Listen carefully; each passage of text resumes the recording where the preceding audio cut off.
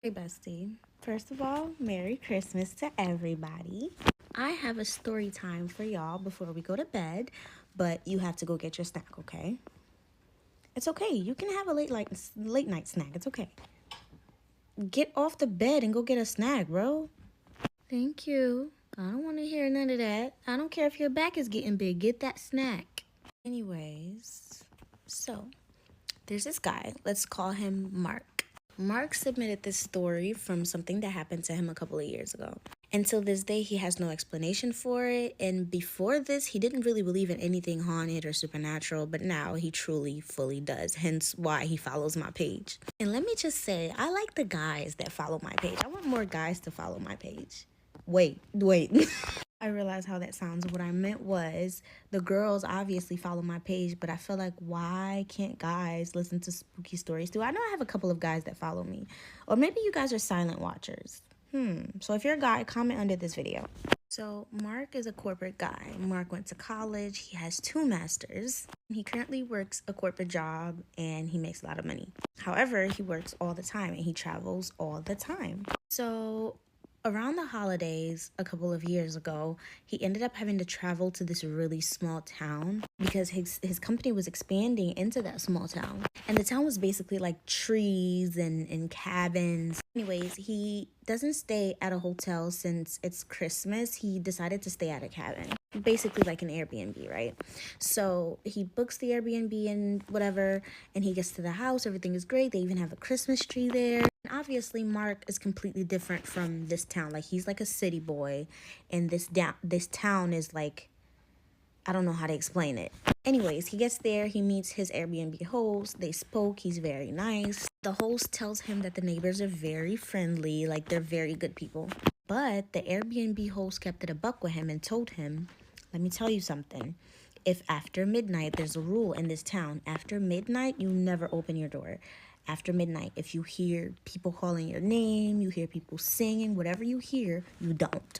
Because it seems like you don't know what kind of town that you came into, but I'm letting you know. And Mark thought that was like a weird request, but he was like, okay, I guess. Mark is like, is somebody gonna try to unalive me? The host is like, no, nothing like that. But there are weird things that happen, like supernatural things that happen here sometimes. And immediately, Mark is like, supernatural. These people are crazy. So he tells the host yes to just blow him off because he don't even believe in none of that. He goes inside the house. He's having a good time. He has a big meeting the next day because he's only there for like a couple days. That night, he's sitting in the room and he's watching TV. And he hears this faint singing. So he pauses the TV to figure out where the singing is coming from. He's like following the sound, and it sounds like it's coming from the front door. So as he's standing in the living room, he's hearing the singing. It sounds like Christmas caroling, but like not really. It's like he can make out some of the words and it sounds like it's a Christmas song, but like not really. Anyways, he's standing there and he's like, oh, I get it. I get what's going on here, because he looked at the clock and it was 12:02. He's like, okay, I get it. You guys are jokesters and someone is playing a prank on me right now. He's like, ha, ha, ha, ha. Who is this? Like, you guys are, I get it. It's 12 and somebody want to play a prank on me. So he goes and does exactly what the host told him not to do. He opens the door. Again, he doesn't believe in anything supernatural. So he's opening the door expecting people to be there or somebody to be running, right? Except when he opened the door, no one was there. And the thing that solidified it is there was snow on the ground, and there were no footprints. When he opened the door, the singing stopped, and there's nobody there. In his head, he's like, okay, you guys are good. You guys are good. Okay. So he closes the door, and the moment he closes the door, he hears the singing again. Except the singing wasn't coming from the front door. It was coming from the back door. Again, he's like, ha, ha, ha, ha. And as he's heading towards the back, he hears the singing still, except it wasn't coming from the back, but it was coming from the side window. And at that point, he's starting to get a little frustrated. And he's like, you know what? Like, y'all, okay, I get it. Y'all trying to scare me, but this is not funny anymore. I don't want to deal with this. For the next 30 minutes, the singing was coming from all around the house. It was like circling the house.